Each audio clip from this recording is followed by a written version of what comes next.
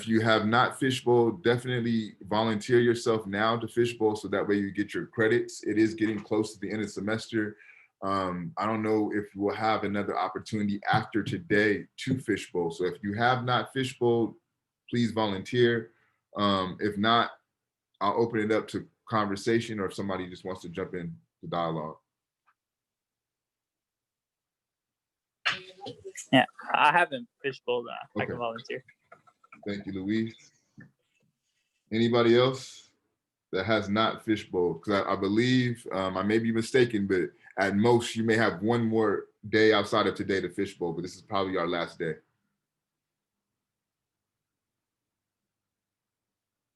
All right, so since so Angel, I'm not sure because I don't have the paper with me, so I'll just throw you into the fishbowl with Luis, okay? So we have Angel and we have Luis. Okay. Does anybody else want to fishbowl? Angel and Luis?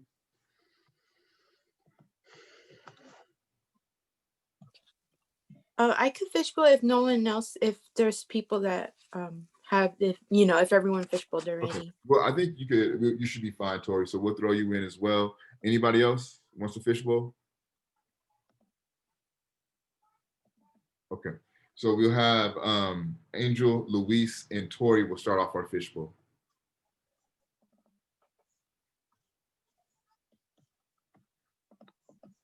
My fault, Professor. Is this our last fishbowl of this? It probably is, Tyler. If not, we may have one more at most, but I would position it as our last one. Okay. I think I have one more because I missed one last semester. I'll go, but I don't know if you need another space. Yeah, that's cool. We'll throw you in there. That way we have you as well. All right. We just need Joshua to ask your question that's in the chat. You just need one for the semester. Yeah. Okay, so we'll open it up. If you guys, so we have Tyler, Luis, Angel, and Tori.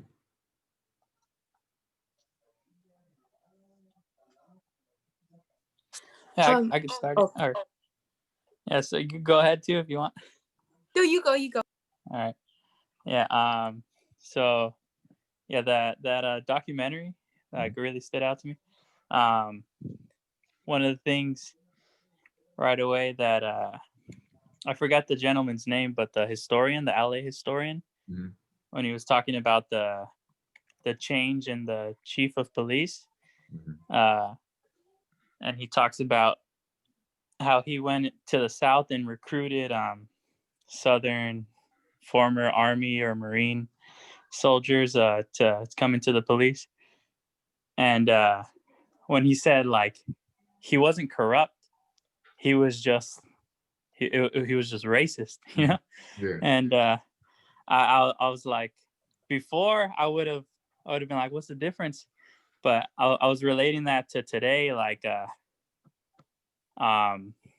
saw, I think his name's Trevor Noah, talking about Donald Trump and his fighting refusal to concede the election, and he was talking about, but he's still golfing, you know, and he's like, if he was really fighting against injustices and all this wrongdoing and stuff, like you don't find time to golf, you know, like this would be a much bigger deal to him, but like he's corrupt, you know.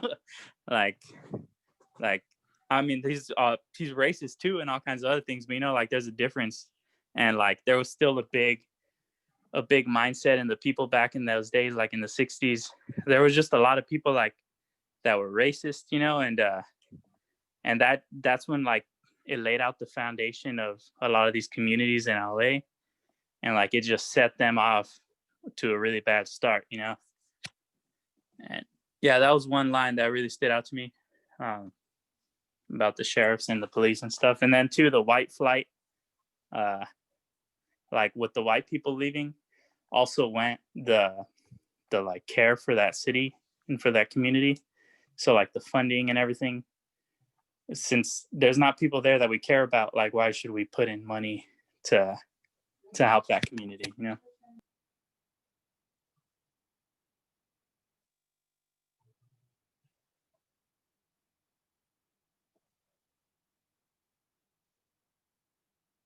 Um, yeah, I think when I was watching the documentary, like I didn't realize because I always knew that they kind of they demonize like the Black Panthers and everything, but like I didn't realize like the hand that the FBI had in like putting the US organization and the Black Panthers against each other.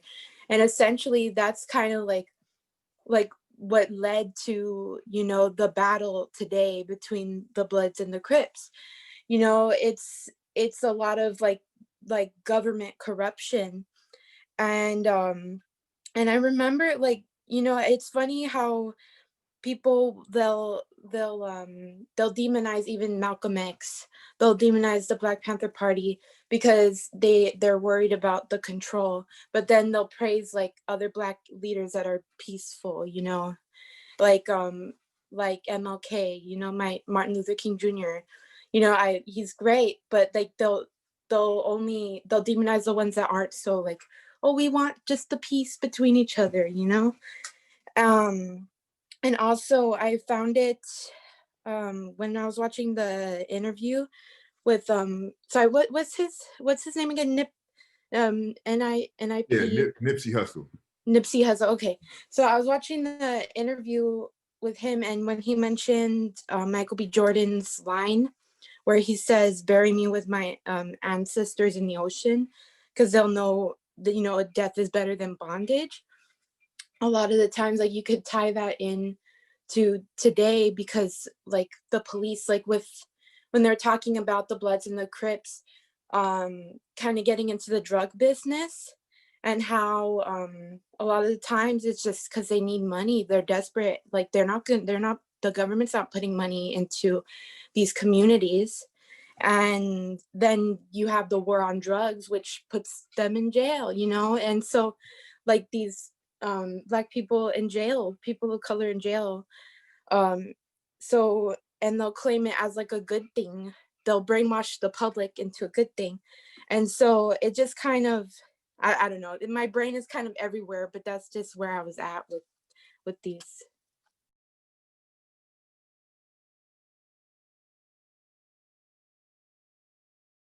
Yeah, I could jump in on that too. With the like your brain is everywhere, because one thing that was really cool was they or really interesting, they explained a lot of like why did they turn to selling drugs. It's because the jobs are taken away from them. Like why did they turn to gangs? Well, like their their their good leadership was taken away from them, and like the Black Panthers and stuff, and they were just left without leaders. And like, what they explained a lot of little things, like every little question was, well, a lot of them were answered, and a lot of them were just led back to, like, they were just like oppressed by and like forgotten and ignored.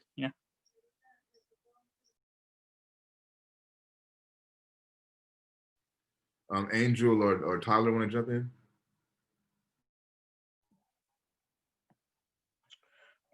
Yes. While watching the documentary, I actually didn't know that like Compton or Fremont were actually white communities. And once they started mentioning how the African American families started moving into their schools, into the communities, they were getting, I think they used stoned, or they were being aggressed upon. I Then it feels like they just left those communities because these new families are coming into the neighborhood. They quote unquote might not feel safe in their neighborhoods anymore, and that's what forced them to quote unquote force to move out. But from a historical standpoint, I actually didn't know that. So it's kind of enlightened, it's new information that you get every day, and it's some things that you appreciate.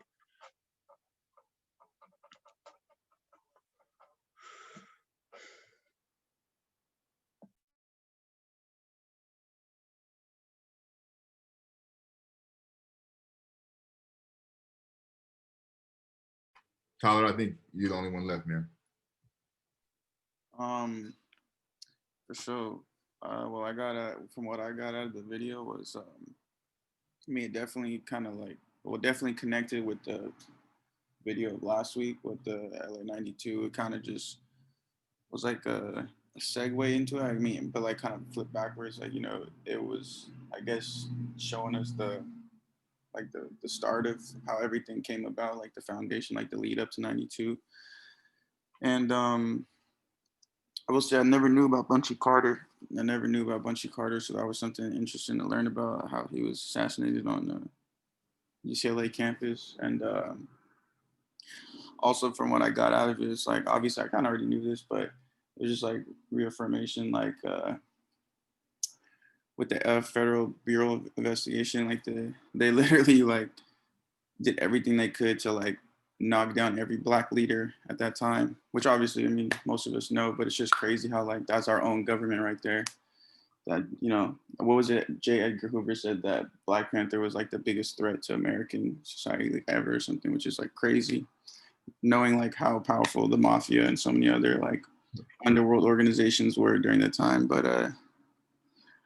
I mean, I knew about crash units too as well, like just from living in certain areas, you know about crash units and things like that. But the one thing that stood out to me also was the Contras. They talk about the Contras that came in, made money off gangs by like, you know, the distribution of guns and drugs from the Middle East, but they're using their weapon, getting weapons from them. And they were, I guess it was all about funding a war for in Central America. My question was, where I was confused was, I understand it was about Nicaragua, right? The war they were having down there, but I don't know, maybe you or like anyone else, like maybe Brett, because I know you guys probably older know about this stuff, but was that like involved with Manuel Noriega?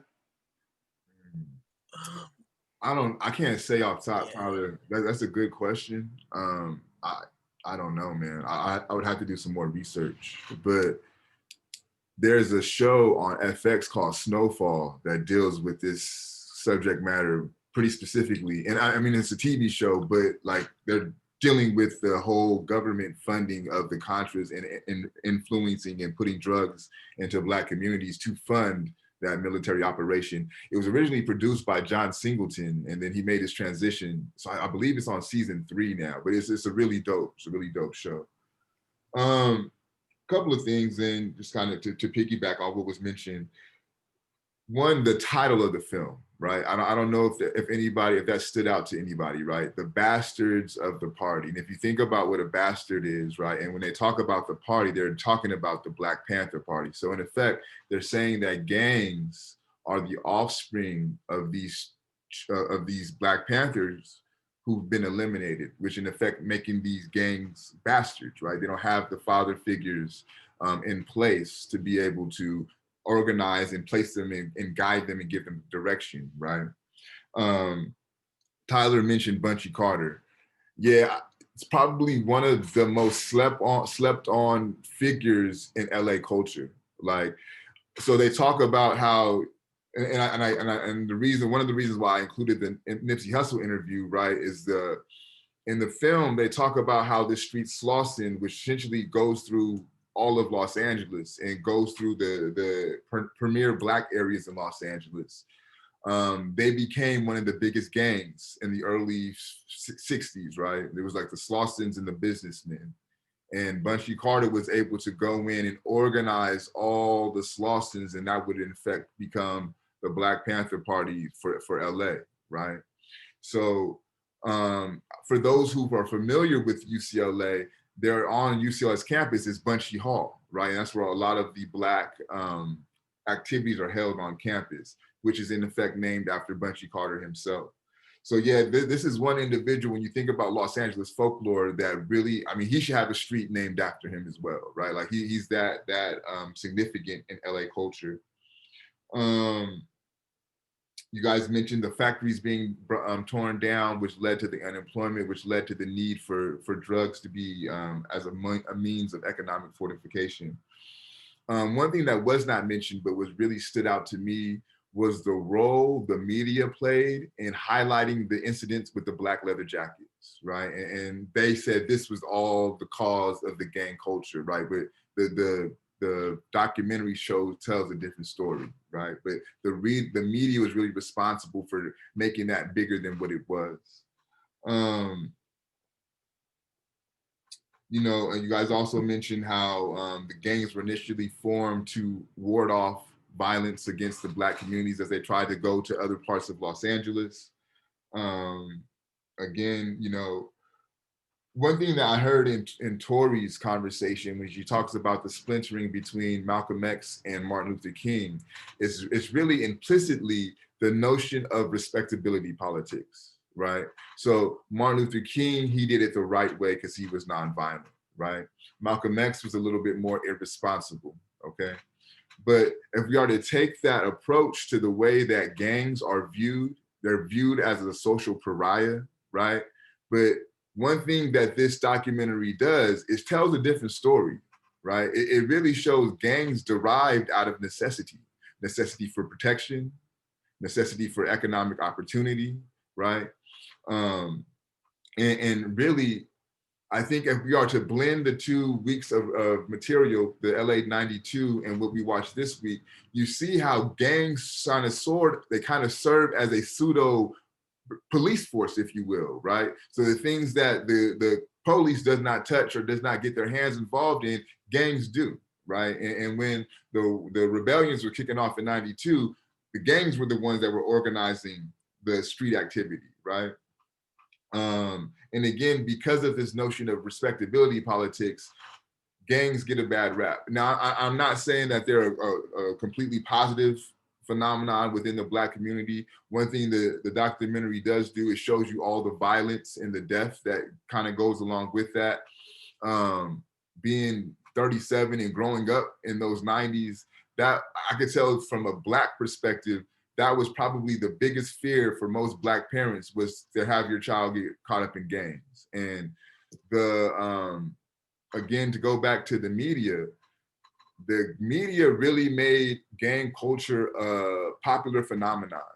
The music of the mid-90s, gangster rap, the videos and the movies of the mid-90s were gangster films, right?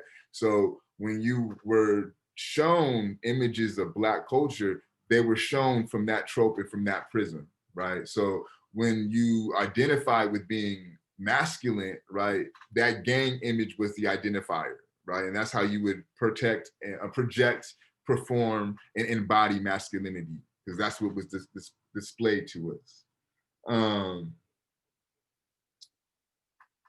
Yeah. So let's open it up to some other thoughts and conversations, some other people's feelings about the documentary. Oh, before I do that, the Nip Hussle interview, I think, was really profound for a few reasons, right? If you look at somebody to be like a gang philosopher, you found that in Nipsey Hussle in that interview, right? He talks about what gang activity, it really lays out a genealogy of gang activity, right? And he's saying that the shortcomings of what the gang culture is now, to where technology has been able to really eliminate the practicality of gang activity, right? Your cell phone, he talks about there was a shootout at one of the gas stations, and because of everybody's phone being connected to the towers, they were able to do sweeps, right? He talks about how gang injunctions will take something as a petty theft crime, but it would add 20 years to that because you have a gang tattoo. But to me, the most profound statement of that interview was when he talks about going on missions, right? And he says, as you cross the boundaries into the other territory and you're looking for the individual to pull the mission on, there's certain individuals that get passed, right? Off jump, if you white or you ain't Black, you automatically get a pass, right? If you're in a suit or you look like a square, you get a pass, right? But what you're looking for is someone who looks like you, who's dressed like you, who walks like you, right? So in effect, you're hunting yourself.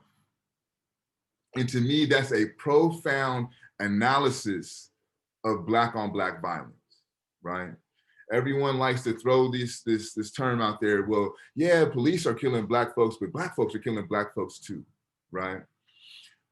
It's a very non-nuanced assessment of that reality, right? But what Nipsey Hussle does is he provides nuance. So you have to think about what type of mental state someone must be in to go to look to do harm on someone who looks and moves and talks and walks like you, right? What is your mental state to feel that that's accessible, that's normal, right? This goes into the conversation, and I think we've mentioned this previously in the semester. In an anti-Black society, you cannot expect Black people to exist in a vacuum, right? So if a society, through its music, through its entertainment, through its education, through its laws, exhibits anti-Blackness, Black people are going to be impacted by that as well. Black people are going to perform acts of anti-Blackness themselves, right? Because no one exists in a vacuum. It's a reason why Candace Owens gets as much airtime as she does, juxtaposed to somebody who's saying some real shit, right? Her anti-Blackness allows her to climb up the social ladder because that sentiment is supported within our society, right? So what Nip is really picking up on is how we have been taught to not even value Black lives ourselves because we operate in a system that does not value Black lives, right? There's a reason why the amount of killings that go on in Chicago without any repercussions from the police is the way that it is. It's because our Black people are dying, right? If the killings that happen in the south side of Chicago, if those numbers were the same as on the north side of Chicago, that would have been eradicated. But that type of murder and that type of killing is okay because it's a certain population dying, right?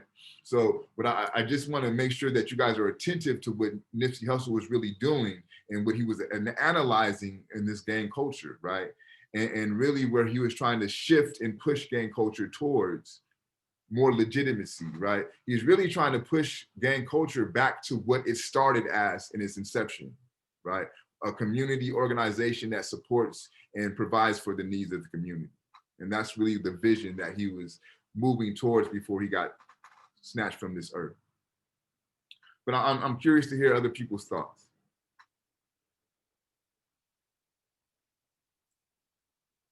It's interesting, starting from the 60s with the Black Panthers, is that they kind of had a coalition with the Brown Berets, the Chicano rights movement, and even, I think, I'm not sure the name, but even the Filipinos too. And they had a few meetings in Oakland. So I kind of find the sense of urgency that anyone who isn't white had the nerve to say something's not right and enough is enough. That's a very good point, Brett. And that was national too. Like, so if we are to take this conversation, so really when you talk about gangs, the two gang hubs are Chicago and Los Angeles. And so in LA, we talked about Bunchy Carter, right? But in Chicago, they had Fred Hampton. And really where Fred Hampton got dangerous was he was starting to organize the Gangster Disciples, which was the Black gangs, the Latin Kings, which was the indigenous gangs, and then the white leftist and socialist movements, and really starting to bring those three groups together. And I believe it was either the day before or the day after a rally that really brought those three factions together is when he was assassinated. So to Brett's point, one of the things that the Black Panthers was really attuned to was taking the issues of oppressed Black communities and broadening it to all oppressed communities, right? Huey P. Newton had this notion of intercommunalism, right? So no matter where you are in the world, if you are an oppressed community, we should all link up and throw off the system of oppression. So with the Black Panthers, you see an evolution of political thought to where they take their issues from being very regional to becoming very national. And because of this, as the shit starts to hit the fan for them, a lot of them are able to go abroad and find themselves in exile. Assata Shakur was able to take exile in Cuba. What's his name? Eldridge Cleaver was able to take exile in Algeria, right? So because of this international identity and this international ideology that they developed, it really saved their lives when it came time to face this United States repression. Anybody else? I liked, yeah, kind of piggybacking off that, so they're talking about the Black Panthers. Yeah, I thought the documentary was super interesting because it just like, yeah, it went into the history and these complexities and these nuances because, you know, we never ask those questions like, how did this start? Why did this start? You know, like we never really like dive deep and look back. So that was really cool. And then like seeing how they like, you know, they protected their community, they fed their community, like this like whole sense of community. And like, no, when you go out, we're gonna you know, go out with you and protect you because we know it's dangerous. And when we have trouble, we're not going to call the cops, we're going to call you guys. Because, and it kind of, I feel like that's sort of, you know, that's kind of like what, you know, we're calling for when we say defund the police, right? Is like, we need a more community response. We need a more communal response to these things. Like, why are you calling cops with guns and tasers on like a homeless guy? What if he's mentally incapacitated? What if he just has a rough life? Like, instead, we should have someone roll up in there with like, you know, be like, hey man, you want like a meal and a bed? Like, what's going on? You know what I mean? And like to see like that's how they worked in their community. And that was just like, I don't know, I just thought that was like really fucking cool. And it would be really fucking cool if we could like, you know, have that sense of community on all scales. You know what I mean? Like, I just thought that was super cool. Yeah, you know, you bring up a really good point, Crystal, because one of the deterrents when you have this defund conversation is like, well, what are you going to do if crime happens? What do you do? And really, to Crystal's point, is trust in the people, right? The community can take care of the community, and it's really about having a faith in humanity, because in my assessment and from what history has shown, there's a lack of humanity when the police are brought into certain areas, right? So it makes sense that someone from that community that's intimately tied to that community would be able to resolve those issues, right? Oftentimes, I believe it's a statistic that says less than 7% of situations that the police are called for are violent situations to where you would need to have some type of armed force, right? Less than 7%. So that means like around 93% of the times that they're called to the scene, you don't even need their presence there. So if we're talking about all this money being allocated to the police for only 7% of what they do on their daily basis, you're paying for 93% of shit that we don't even need. You could have a civil servant come out to service that, right? There should be social workers or healthcare professionals that could be able to come to the scene if somebody's in a state of mental deterioration, right? That's not the appropriate person to come to assist that situation. They're not trained to be able to handle those type of situations and circumstances, right? You can't, it's out of pocket to have military training for foreign wars and foreign occupations for domestic situations. Does that make sense? So our police force is being trained as if they're going to invade Iraq, right? The tactics that they have, the tactical gear that they have is war gear, right? Their training strategies that they have are war strategies, right? They talk about the SWAT being developed in the film, right? That's a military unit that was developed to terrorize domestic situations. So yeah, we have to really reimagine what policing looks like, if we even if we need policing. Is that necessary? Other people's thoughts. Yeah, I like the idea of like I know in certain European countries they have like the police and then they have the armed police. Yeah. You know, it's like there's just a dude with a safety vest on who's like trained to de-escalate situations, to give out tickets, you know, stuff like that. And then there's like a whole separate group that come in for like, because like you're saying, all of our police are trained to treat every situation like it's they're dealing with a drug cartel or something, you know, but like they're not. 99% of their interactions are regular people, regular day-to-day like little inconveniences and stuff. Yeah. And then you were talking about the community, the Black Panther on that list.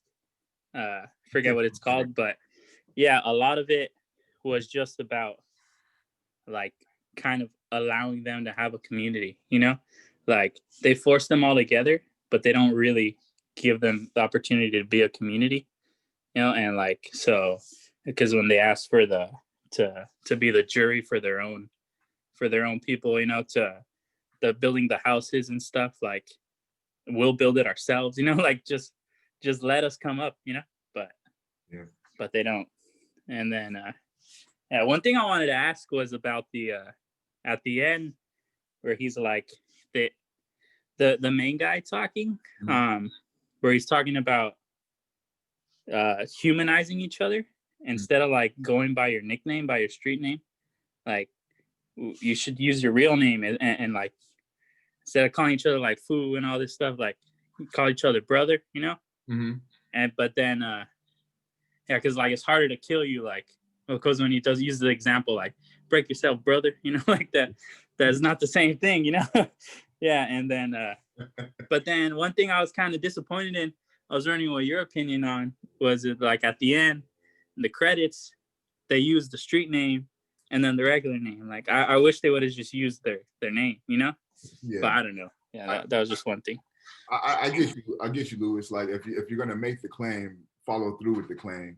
But I think also it's the practicality of it, right? Like if I've been using your street name throughout the whole documentary, and then it's time for credits, I drop your real name, you're gonna be like, who the fuck is Daryl, right? You've been calling him Lil Q the whole time, so I don't know who Daryl is.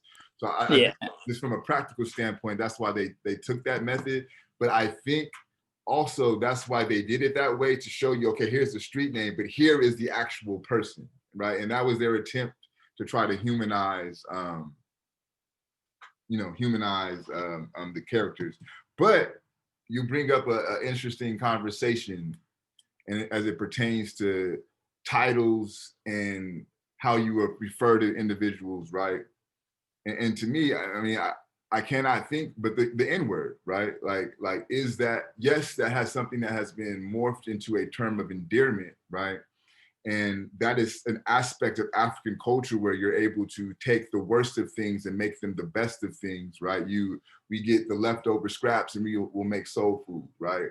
We'll take this derogatory term that's been used for centuries to negate us, and we'll turn it into a term of endearment, right?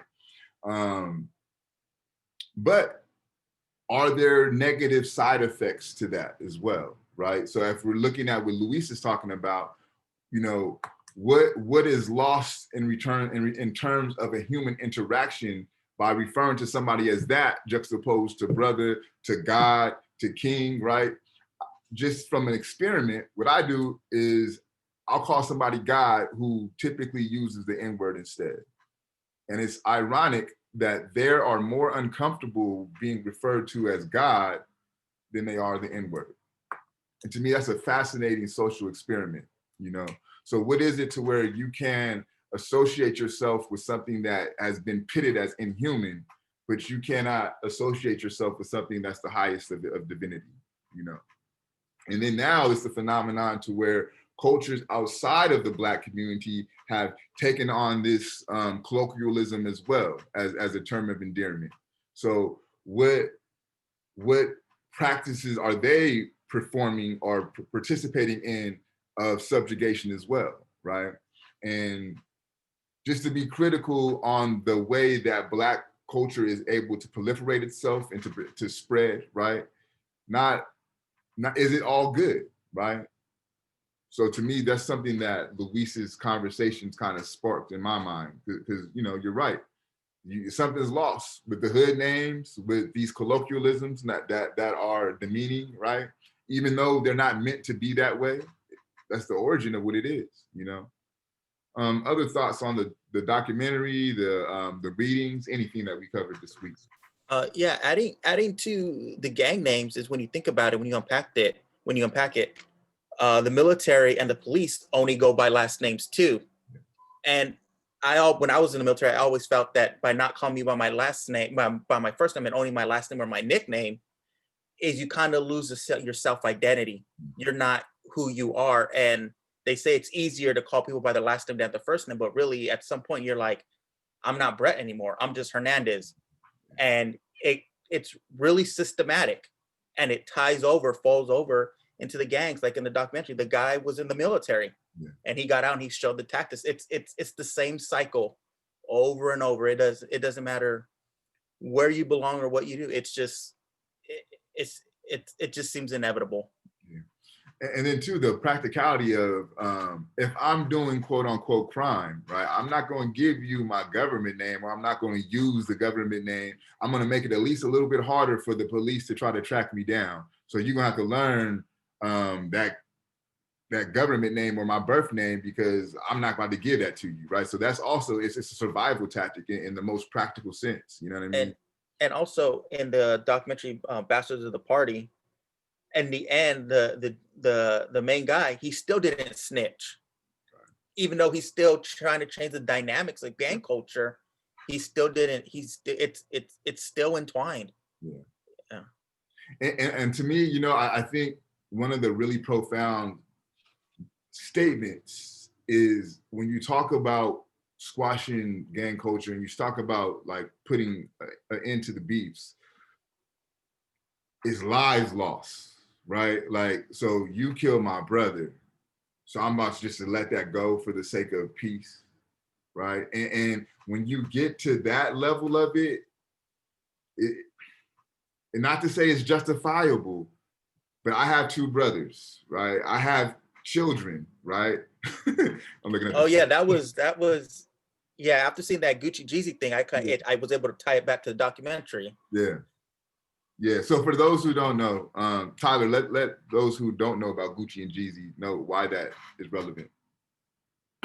Well, they're both two Atlanta artists, preferably rappers. They're from the Atlanta area. Gucci's from an area called Macon, which is like an hour out from Atlanta. It's like kind of from the suburbs, but they're both well-known rappers. And a while back, when Gucci was up and coming, they had this beef, like they just had this, I don't know if you guys, but a lot of times when you come up from your own city, you get hate, you have other rappers you don't like, and basically this guy Young Jeezy put a hit on Gucci. Like he put a hit on him. He ordered two dudes to go and get Gucci and kill him, like some real gang shit. Like they're real rappers, like people know they are, but this was like real street stuff, and it was a real thing. It went down, and the guys went after Gucci, and Gucci killed both the dudes. He murked both of them. He was on his own house, property, and he killed both of them. So he went to court, and he was found, I think, not guilty because he was on his,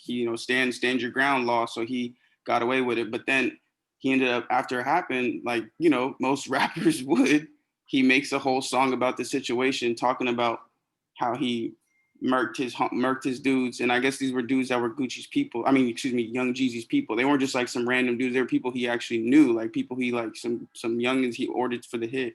And Gucci made a song about it, and the song went, crazy. It was like, it got a lot of traction. It was all over. And then they ended up, a couple years later, they, as men matured and they squashed the beef, had the talks and their fair share of, words they had to say, and they went about it. And it was just like, I'm not going to say anything about you. You're not going to say anything about me. It's not no 50 Cent. 50 Cent may say that and then keep on going saying what he has to say. But they actually, kept away from saying stuff from each other. So they finally had this thing, I don't know if you guys know about this versus battle, but it's on Instagram where they have this live and two artists will come on and just go back and forth playing some music. It could be anybody. And these two were drawn to go against each other. And I guess all in all, there was a saying that Gucci was not going to play the song. Like he wasn't going to play the song out of respect, out of maturity, out of moving on from all that. And he still ended up playing the song. He played the song and he was saying some of the words, like talking about how he killed homies, looking him right in his eyes and shit. And I'm like, holy shit, this is some shit. So what's about to go down, but Young Jeezy, I would say he handled it. Jeezy handled it the right way. So I think too, like implicitly in all of this conversation is ego, right? Is being able to swallow your ego and, for lack of better terminology, be the bigger man or be the bigger woman, And I think that's a large ask when you talk about generations upon generations upon generations of family members being killed, right? But I think at a certain level, man, and to be fair, right, like from my time growing up into how gang culture is now, it's not the same. It's tapered off a lot. The youth is not as consumed in that culture as it was when I was growing up. It's still there. It's still a thing. You will still get pressed. You still need to know where you're going and what you're wearing. Those are still realities in LA, but it's not like how it was back in the day. I mean, for me in high school, it was so bad. Like I'm in the burbs and you have people fronting like they from gangs. They doing gang shit out in the suburbs. You know what I mean? Like, so that just shows you how prevalent the gang culture was at that time, you know? But yeah, man, it's a lot. But I think what's important, one of the biggest takeaways is that this is an organization, this is a phenomenon that was created to be violent, right? That's not how they started off. That's not who these people were initially, right? Circumstances and then literal government intervention caused this to be what it is. I mean, I'm gonna be real with you, man. Like, I don't know. So like, for those who watch the Chappelle show, this is random, but I'm gonna tie it together. So just fuck with me. Go on this journey with me. So for those who watch the Chappelle show, you know about like the time haters, right? They were like, go back in time, and they shot the slave master, right? So in our time, J. Edgar Hoover is the biggest asshole in the progress for Black people that we've seen. If we go back to the 1920s to Marcus Garvey, right? A brother out of Jamaica comes to New York and he creates the biggest mass movement for Black people the world has ever seen, still to this day. It's in the 1920s in Harlem, the Universal Negro Improvement Association. He's able to gather money to put together a steamship, a steam engine called the Black Star Line. And what they were going to do was take imports from Africa and trade without the rest of the world. And the finances from that trade would go back to support Black folks in Harlem and all their parts throughout the world, right? So this is his vision. For those who know the history of the country of Liberia in Africa, right? This is a piece of land that was set up for Africans in the United States to be able to repatriate and go back, right? This is part of Garvey's vision. Garvey was stopped by J. Edgar Hoover. He got put in jail for tax evasion. They sent a fake letter, which the stamp or something caused him to get caught up by the government under tax evasion, right? So he undermines the progress of Marcus Garvey, right? Later on down the line, he undermines the progress of Malcolm X, undermines the progress of Martin Luther King. You guys seen what he's done to the Black Panther Party, and you see how his vestiges begin to dilapidate the initial thrust of what gang activity was, right? So if there's one single individual that is responsible for the lack of progress when it comes to authentic Black leadership, J. Edgar Hoover is that motherfucker, man. Like to be real, like that is probably he's America's Hitler. I can't put it into any terms to kind of depict just a vile individual is J. Edgar Hoover, man. But that's enough of my tangent. Other thoughts on what we've seen or read or heard? Yeah, just adding to it, the 2020 tonight's showing the Breonna Taylor special, and they're releasing the video. So, you know, tying it into that the shooting to everything we're learning here, I'm pretty interested. Yeah, I'm gonna check it out. Golden? Earlier, Brett said something about how using just his last name instead of his first name made him lose like a sense of individuality, and that was reminding me of how when the gangs were after the movie Superfly came out and everyone started focusing more on themselves as an individual rather than thinking of the community. I was thinking how both of those instances are ways that the state tries to force people towards individuality or lack thereof in order to serve their needs. I thought that was a really interesting parallel, but I was more so wanting to talk about the In Defense of Self-Defense reading, because I thought it was really interesting also the second part concerning the date, it came out in 1967, and lots of it sounded like it was referencing Martin Luther King Jr. as the endorsed spokesman. And then I thought it was interesting because he's murdered the next year because his views were like moving away from submitting to the state and serving their needs. And that was really interesting that he wrote this a year earlier. And then as he shifted, he was killed because he no longer served that purpose. That's it. That's a very good point. And I think Tori was talking about how, you know, Martin Luther King is typically the accepted one, but not all of Martin Luther King, right? So once you start getting to the later half of Martin Luther King, you don't talk about that, right? Like for my oral history class, we went over last week, I've been to the mountaintop, which is Martin Luther King's last speech. And it's very much of a class critique, right? He's very much about workers' rights and poor people's rights. And that's the Martin Luther King that you don't get in schools, right? Like that is what the government did not want to hear. And it's funny how, if you study Malcolm X and you study Martin Luther King towards the end of their lives, they're a lot more aligned than they are on different ends of the spectrum. And even in Malcolm X's speech, The Ballad of the Bullet, he says, you know, Martin Luther King's tactic is nonviolence.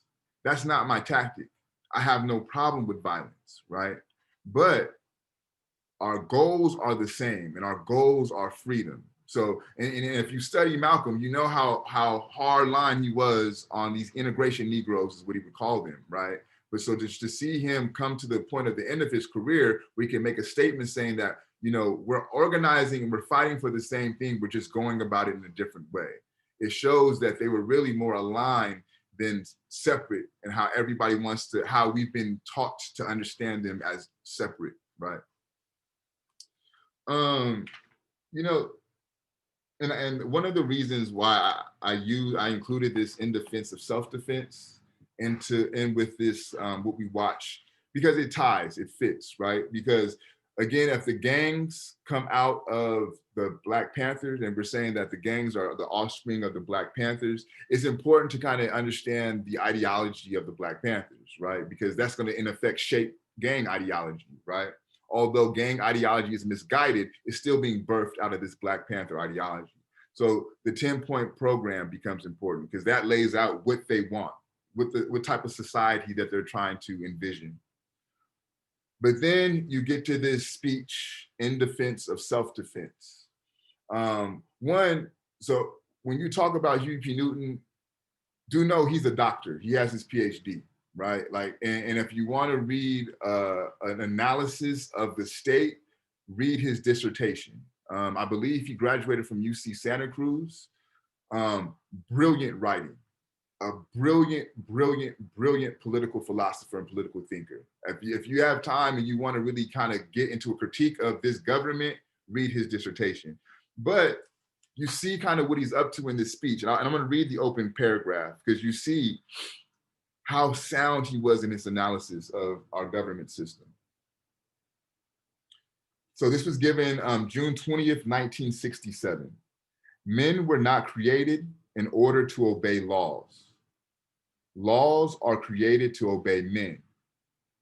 They are established by men and should serve men.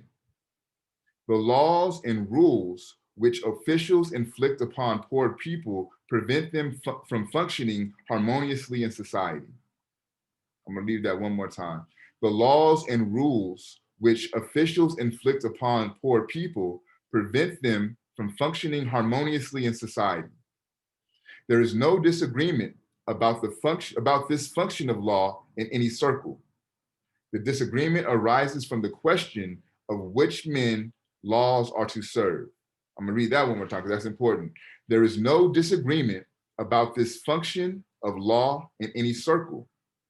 The disagreement arises from the question of which men laws are to serve. Such lawmakers ignore the fact that it is the duty of the poor and unrepresented to construct rules and laws that serve their interests better. Rewriting unjust laws is a basic human right and a fundamental obligation, right? So this is what Huey's arguing. Now think about what the gangs did. They in effect wrote their own laws, right? When you talk of in the film, they talk about the codes to Cripping, right? There was a structure that went along with how to be a Crip, right? There's a structure that went along with how to be a Blood. Those are rewriting laws in effect to serve the poor and the unrepresented, right? So these things aren't happenstance. This is pulled from the work of Huey P. Newton, right? They're not dumb. They know what they're doing, right? Again, Bunchy Carter, he was intellectual. He read this. He studied this. He knew what the Panthers were talking about. And he brought that back to LA, and he started to instruct the people underneath him about what the Panthers were about, right? So this gang culture is embedded with a Black Panther ideology, right?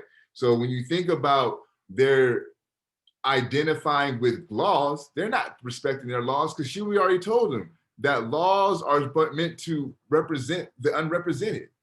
And if the laws aren't doing that, it is within your divine right to rewrite those laws. And that's what the gang culture did. Okay, you're gonna take away our job opportunities by closing these factories. We're gonna sell this rock. You're gonna let these white mobs continue to brutalize us, then we're gonna organize ourselves and we're gonna protect ourselves, right? If you pay attention, they're saying essentially was gang culture that desegregated Southern Los Angeles, right? Give me 1 second. Yeah. Open the door, I can hear you.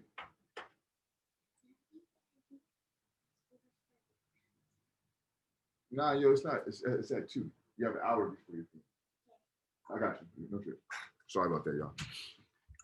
So that's the reason why I included this reading with the watching of the video, because they align, right? And you have to know the ideological thrust that causes these organizations to move in the way that they do. Other comments, thoughts, concerns? Yeah, just for clarification, Professor. In Tupac's song Changes, when he references 2 shots in the dark, now he was dead, he's referencing Huey P. Okay. Yeah. Just wanted to make sure. Okay. He's not perfect, right? He's a complex individual. He had a very serious coke habit. He has very questionable actions with women, right?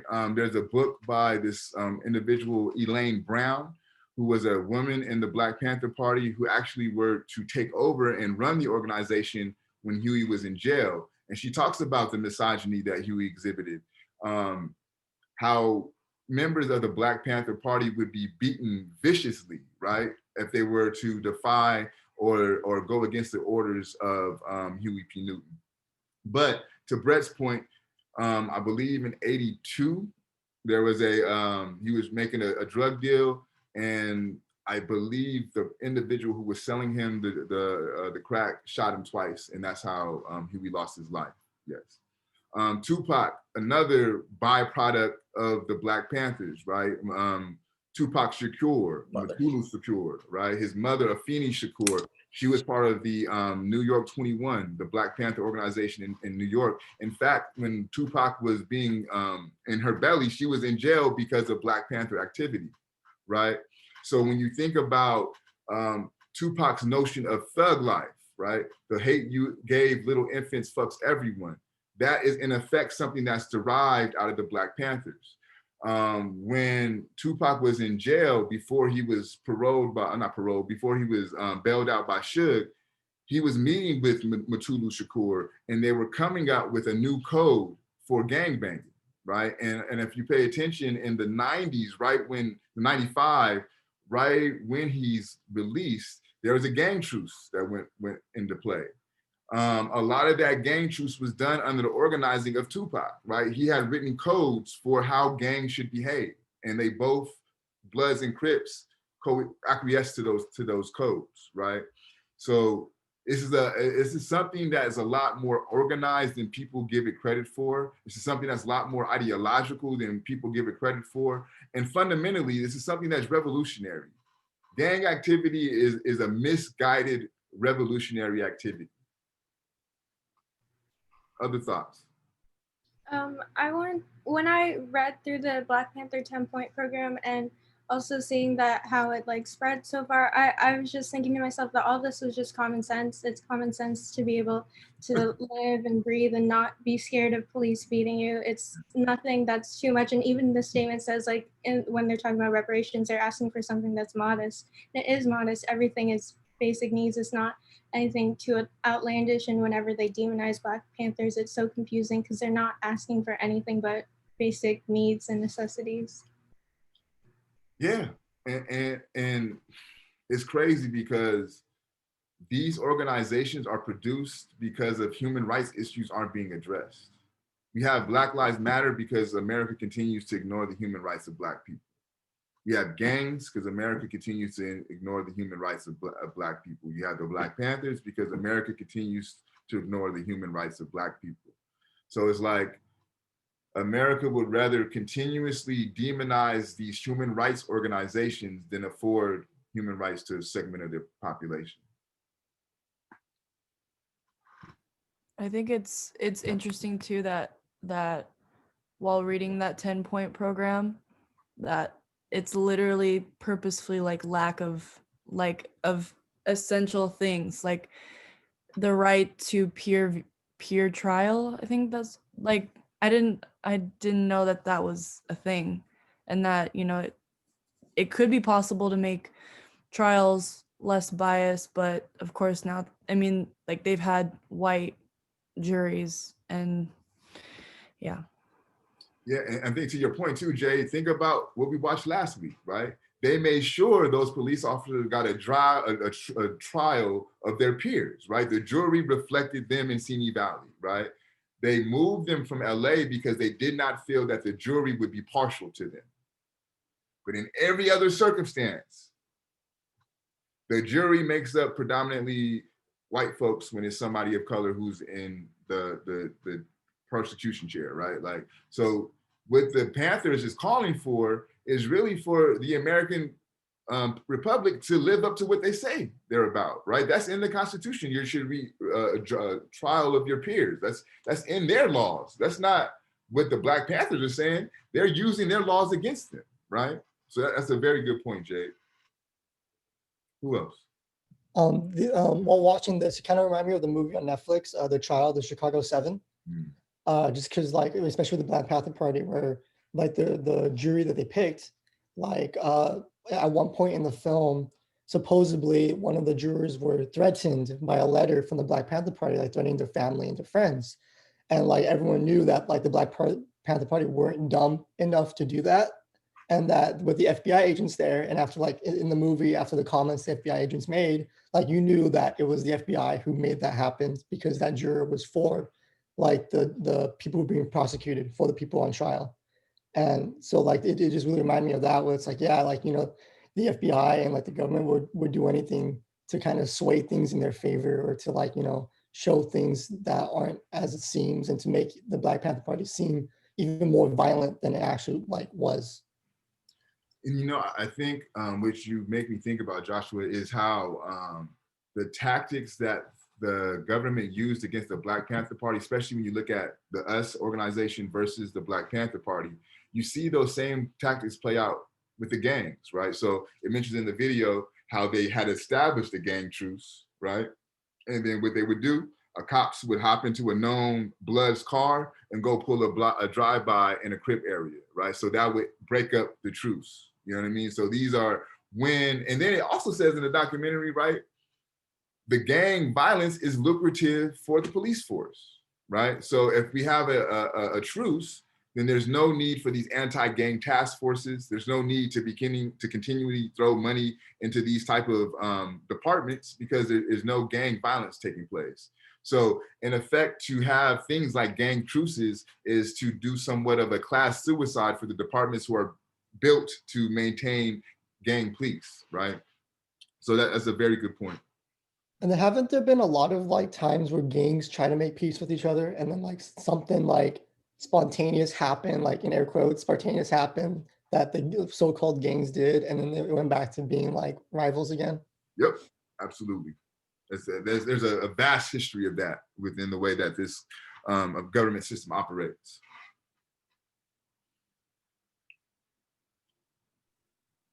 I just wanted to comment really quick. Go ahead. No, just going back to what you guys were saying about how the government or the police force at this matter, like, takes advantage of all the power that they have to do whatever they want. And they, for the most part, they always get away with it. And it's funny that you guys mentioned, you know, how, well, especially right now, how Josh said that there's certain issues when beef is squashed between different gangs. All of a sudden, you know, like, there's only maybe like a week or 2 weeks of peace, and then for some reason, all hell breaks loose. I actually seen that. I lived through that, like, firsthand in the area where I grew up. We did have truces. We did have all of that. And it's true. Like, I know a friend of mine, he actually got shot by a cop that was impersonating a gang member. So they have situations like that where they dress up the part. They get you know, those cars that are prevalent to gang members, like the 64 Impala or just anything, you know, like a Mercedes, anything that they could get their hands on. And you would see that, you know, you would see that a lot of the time, and they always blame it, oh, it's the rivals. But that's where I have the issue is, like, they should really do, like, you know, their due diligence and dig deeper into the police department. Actually see who's doing like shady shit, I'm pretty sure it's the whole police. It's not just one individual. It's the whole, starting from the chief of staff all the way down. So I do feel like this country should take away the funds from the police department as well as from the military, because there's no need for that. There's no need to have a shitload of money go into a country to just, they say they protect us, but what are they really protecting? If anything, they're taking away everything we want to do. They're putting the people that, like, are of color or anybody that's not at their part or at their level, they're putting them down. So what are they really protecting? They're just protecting themselves, because, like you said before in previous conversations, they are the minority. So that's their biggest fear. That's like, oh, we can't take away the funds of the police or the military because then everybody will turn on us. I don't believe that's true, but I guess to them it is true. They know that that's the only thing that's going to keep them protected.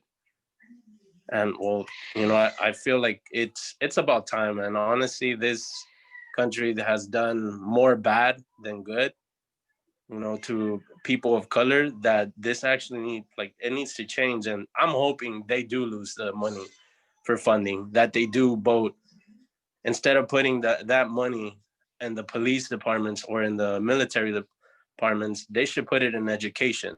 They really want this stuff to change and to be different. They really need to put it in education, just like they used to do in the 60s or late 50s, early 60s, where they actually had the majority of the US, they were getting an education. So that's my take on it. And I hope it does come true, because honestly, the police and the military aren't doing anything good for us anyways. So I'm with you, Luis. I could use a raise. Shit, pay me more instead of paying these police. That's my vote. But I put in the chat a link to Tupac said that the police is the biggest gang, right? So in the chat is, and I mentioned this earlier in the semester about the LA Sheriff's Department executioners, which is an ineffective gang within the LA Police Department. So Sheriff's Department, excuse me, Compton Sheriff Department. And they literally, so part of gang culture, you have to pull initiation missions, right? So to get put onto the gang, you have to do a drive-by, you got to get a body or kill somebody, right? Just how gangs operate in that fashion, this organization, the executioners, operate in that fashion as well. And when you do pull a mission, you get a tattoo that signifies you're a member of the gang, right? And I put that in the chat just so y'all don't think, you know, Professor Amiri just be making up shit. You can see that I'm getting this from somewhere. This is the LA Times, right? So yes. You know what I also thought was interesting in the video? Tookie Williams, right? California's last execution. Do y'all know Tookie Williams slapped Arnold Schwarzenegger? Yes, sir. Hey, who said yes, sir? The founder of both the Crips and the Bloods. Yeah, so to bring that comment full circle, right? Arnold Schwarzenegger is the person who, in effect, pulled the lever on Tookie You. That was one of the things that happened under his term, right? But both Arnold Schwarzenegger, y'all know Arnold Schwarzenegger was a bodybuilder, right? If you've seen Tookie in the film, you could tell he was about his weights too. So they were in a bodybuilding competition. One thing led to another, and Tookie Williams slapped the shit out of Arnold Schwarzenegger. Right, this is factual. I could pull up some documentation, but look it up. It's on there. So I don't think it's something happenstance that the last California execution was Tookie Williams at the hands of Arnold Schwarzenegger, right? Especially seeing how, and it details this in the documentary, Tookie Williams has really reformed. He had really reformed his life, right? He started writing children's books. That was one of the things that he was doing before he was executed. He was very much advocating to dismember the gangs or to get them gangs back on code, right? To get them to operate under the code that they are initially set up to do, right? So again, when you talk about eliminating leaders who can affect change, this is another part of the history of the United States in doing so. That kind of reminds me too of Nipsey Hussle, where because when he sadly passed away, I know the Black Student Union on campus held a memorial for him, and I covered that for the newspaper. And just from like around them here, like hear everyone talk about him, I heard that like it was sad that when he passed away, that he was shot in front of his store, I believe, and that when he was coming out of his store, and like he just opened that store, and from what I heard from that ceremony that they held was that he was trying to he made that store where he made it so that he can hire like gang members to keep the kids out of the gangs. So that kind of goes back to like what we just discussed, where it's like he was trying to keep kids out of the gangs, which will, like, if that would have worked, it would have rendered the gangs useless, because then there would be no one to be in the gangs. So then it kind of just goes back to like what we talked about. So I just think that was really sad, just because he was really trying to commit a positive change in his community. Yeah, and to that point, like Nips, his history at that location is ancient, right? So before he was Nipsey Hussle, the rapper, he used to hustle at that shopping center. And he talks about him and his brother, Big Sam, would be arrested several times at that shopping center. And then across the street so the shopping center is on Slauson. So on the other side of Slauson, they used to sell t-shirts, socks, and just like, drawers, mixtape CDs. They used to set up tables and sell shit. And they had to set up there because the police pushed them off of that property, right? His brother tells a story how one day they had their little setup of their t-shirts, their socks, their CDs. The police came over and just knocked over all their shit and told them that you need to have a permit. You can't be here. And you're not going to be able to be here unless you own the property. And Nip's brother, Big Sam, said when the cop told him that, he looked up across the street and seen the land where his shop is now, and that gave him the idea to buy that land.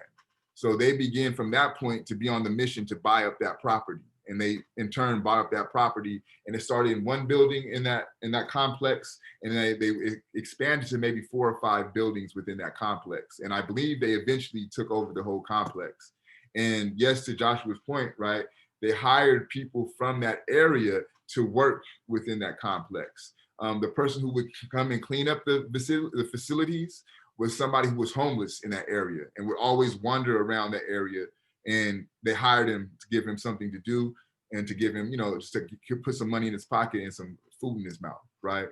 So yeah, you're absolutely right. He was the personification of being from the community, right? It's tragic because oftentimes when people get success, the first thing that they do is leave that area, right? And they're not really willing to come back. But in this circumstance, he stayed there. And unfortunately, him staying there led to the loss of his life, right? And he's one of those people whose his reach surpassed just music. It surpassed just Slauson and Crenshaw, right? His background, he's African. His pops is from Eritrea. So he spent time in Eritrea. So my fiance is Eritrean. So he has a very large presence within that community as well. So really, Nipsey Hussle is a global phenomenon. He's been immortalized. You know, his work and his activism has made him immortal, right? And to me, he's in that echelon of your Malcolm X's, your Tupac Shakur's, and your Nipsey Hussles. To me, he carries on those legacies. We'll take 2 more comments from somebody we haven't heard from, and then we'll call it a day.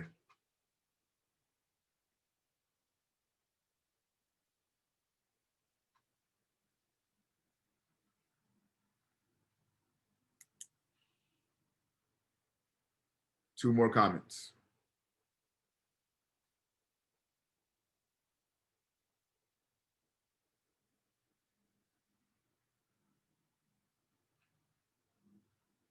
Now everybody talking at once.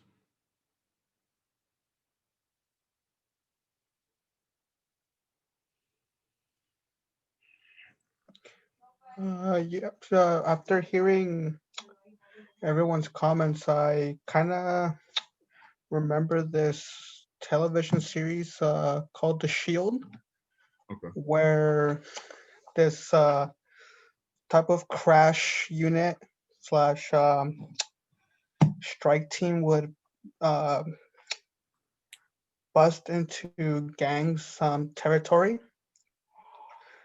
And essentially what we're talking about, they would plant evidence to incriminate certain members of the community. And not only that, but they would act as a pseudo gang as well in those communities, controlling every single aspect of the gang members, as to say.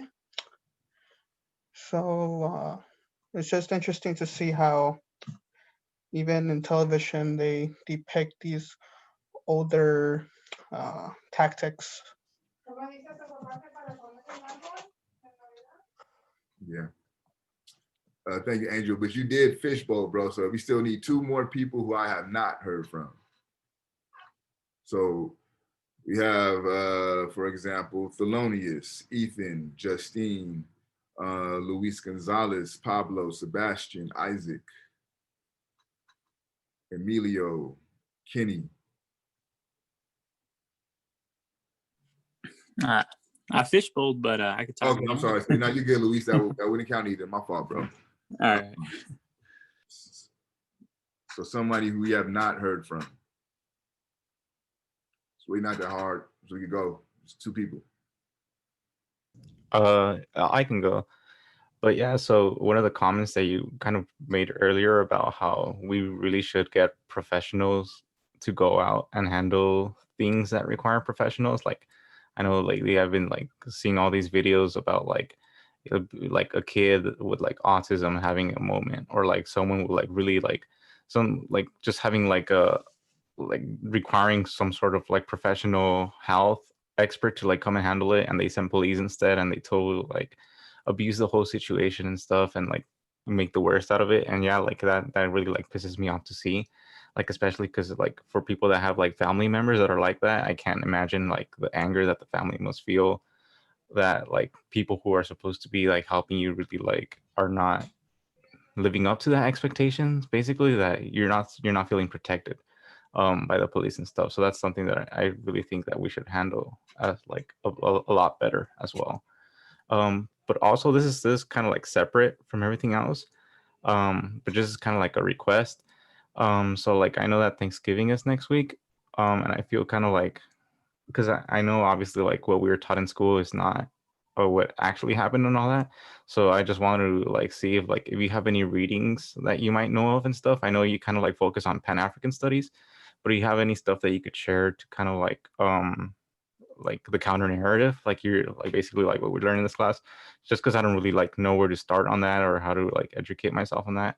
But if you could share any of that kind of stuff like on the Google Classroom, that would be cool. Yeah, bro, that's a very good point. I'll throw some things on Google Classroom that I can think of off top. But I'll definitely do that. That's a good point, Pablo. Thank you. Yeah, for me, I even call it thanks taking, right? Because Yeah. it wasn't giving no thanks. There's giving out smallpox blankets and shit. So yeah, that's a very good point.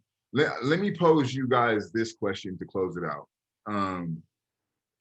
How are you thinking about gang culture now? How do you view gang culture and gang activity after seeing the documentary? I feel like it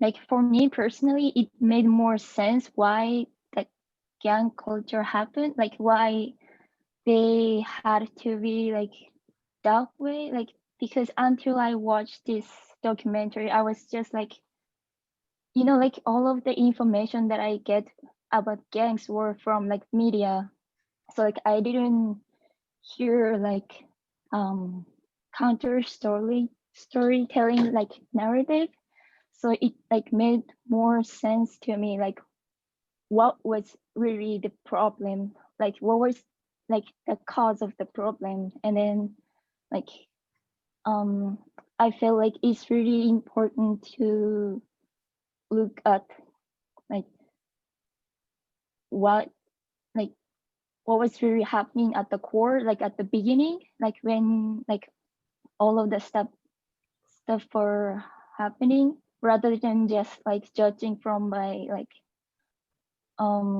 representation on the media. And then like I also felt like oftentimes like gangs issues, or like they were portrayed like just between just like as a conflict between gangs, rather than just like they're not really talk about like economic or social situations around them. So I thought that was really important to know about. Yeah, it's a really good point. And so essentially, the gangs are a byproduct of societal failure, right? Anybody else want to chime in? I'll feel chime like in. Oh, sorry. oh, Go. to me is I feel like it's the ends justify the means. You know, like you said, they're a byproduct of everything this government has done wrong. If it would have been different, you know, if things would have been done a different way, then, you know, of course, there still might be some gangs, but it wouldn't be to the extent of what it is now. There wouldn't be a need for that much violence. But, you know, it is what it is. And it's, you know, until it changes, it's going to continue to be somewhat prevalent in this country. Yep. There was somebody else that was going to say something? Yeah. I don't know. During like this summer a lot, I've really got into like the history of things and how everyone ended up, like community-wise, everyone ended up where they ended up. And I think like this class helped. Like just looking back and like now I see why some communities are more, you know, into like the gang culture and stuff. It's almost because they were like put there and they had almost like no choice other than to make money, to sell, you know, drugs or whatever. And yeah, I just started like noticing that and really taking that into consideration when looking at stuff. Yeah. And to that point, Sebastian, right? Like, what's the difference between the Italian mafia and black gangs, right? Oh, one was romanticized, the other one wasn't. That's all I was about to say next. One has been accepted within American culture. One has been romanticized through mafia films, right? Godfather, which is dope. I fuck with The Sopranos. I fuck with Godfather. Goodfellas is one of my favorite movies of all time, right? But I also know that Goodfellas is looked at vastly different from Menace to Society. And the people who done time for doing things like the Goodfellas don't get as much time as the people who do things like in Menace to Society, right? That's just a fundamental reality. Other than that, go ahead, Tori. Oh, I was just gonna say, bringing that up, I think like in the documentary, I don't know who the guy was, but the guy that was saying this, but they brought up how this politician had said had basically claimed, oh well, if like a white kid steals like a car or something, they just need parental guidance. But like if a black kid does the same thing, then they're criminal at 12. Yeah. You know, and I feel like there's something to that with how the government will label and society labels like black kids as a criminal before they even get into a gang. Yeah. You know? Yeah. And go ahead, Josh. I'm sorry. I was gonna say that like after watching the documentary, it really kind of just expanded my views more on this topic, like expanded my knowledge where it's like, you know, gangs weren't primarily just violence as how like we kind of like raised to think of them as. And like, because before this, with my street photography is when I really first learned, like with photo stories, about why gangs like kind of came to be. And there's a photo story that I had in mind, but I can't remember it. I'll send it to you later if I could find it. Yeah. But there's this other photographer. His name is Gordon Parks, and he's an African American photographer. And he did a photo story called Harlem's Gang Leader. And with it, he kind of just explored like, you know, it was with Life magazine, and with it he explored, you know, just like, you know, the lives of the gang members there in Harlem, and how like they worked, how like they kind of like fixed up stuff, and how like they like, and then in one part they showed like a portrait of a guy who was running away from a fight that they were having with another gang. But what I found interesting was that they recently, because it was recently his I think his birthday, so they kind of did like a little memorial for him. And what I found interesting was that a lot of the photos that Life left out of the photo story were photos of them having fun, of them like fixing the community, rather than like, oh, being dangerous and being violent. And I just thought that was really interesting to see, because it was a whole another story when I looked at the other photographs of, you know, of them giving life and supporting life rather than contributing to the violence as they originally told. Yeah, that's a good point. I'm gonna look that up, Joshua. Like Gordon Parks, if you're into photography and the intersection of blackness and photography, that's it right there. He has some of the most iconic. Yeah, he's one of my favorite photographers. Yeah, definitely. Well, so we'll end class to here. Random tidbit of information.